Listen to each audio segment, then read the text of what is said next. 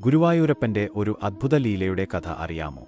ഒരിക്കൽ പ്രശസ്ത ചെമ്പൈ വൈദ്യനാഥ ഭാഗവതർക്ക് തന്റെ ശബ്ദം പൂർണ്ണമായും നഷ്ടപ്പെട്ടു. ഒരു ഗായകനെ സംബന്ധിച്ചിടത്തോളം തന്റെ ജീവവായു നഷ്ടപ്പെട്ടതിന് തുല്യമായിരുന്നു. പല ഡോക്ടർമാരെയും വൈദ്യന്മാരെയും അദ്ദേഹം കണ്ടു. പ്രശസ്തമായ പല ചികിത്സകളും പരീക്ഷിച്ചു നോക്കി. എന്നാൽ ഫലമൊന്നുമുണ്ടായില്ല. സംസാരിക്കാൻ പോലും കഴിയാത്ത അവസ്ഥയിൽ അദ്ദേഹം ആകെ തളർന്നുപോയി. ഒടുവിൽ മറ്റെല്ലാ വഴികളും അടഞ്ഞപ്പോൾ അദ്ദേഹം തന്റെ പ്രിയപ്പെട്ട ഗുരുവായൂരപ്പന്റെ സന്നിധിയിൽ എത്തി. അവിടെയിരുന്ന് കണ്ണുനീരോടെ ഭഗവാനോട് പ്രാർത്ഥിച്ചു. ഭഗവാനെ, നിന്റെ നാമം പാടാനായി നീ തന്നതാണ് ഈ ശബ്ദം. അത് നിനക്ക് വേണ്ടെങ്കിൽ ഇനി എനിക്ക് എന്തിനാണ് ഈ ജീവൻ? ഒരു ഏകാദശി നാളിലായിരുന്നു ആ സംഭവം. അദ്ദേഹം ക്ഷേത്രനടിയിൽ ഭജനമിരുന്നു. ദിവസങ്ങൾ കടന്നുപോയി. ഒരു ദിവസം ഉറക്കത്തിൽ അദ്ദേഹത്തിന് ഒരു സ്വപ്നദർശനം ഉണ്ടായി.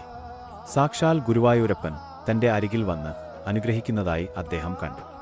പിറ്റേന്ന് രാവിലെ ഉറക്കമുണർന്ന ചെമ്പൈ സ്വാമി അറിയാതെ തന്നെ നാരായണ എന്ന് ഉറക്കെ വിളിച്ചുപോയി.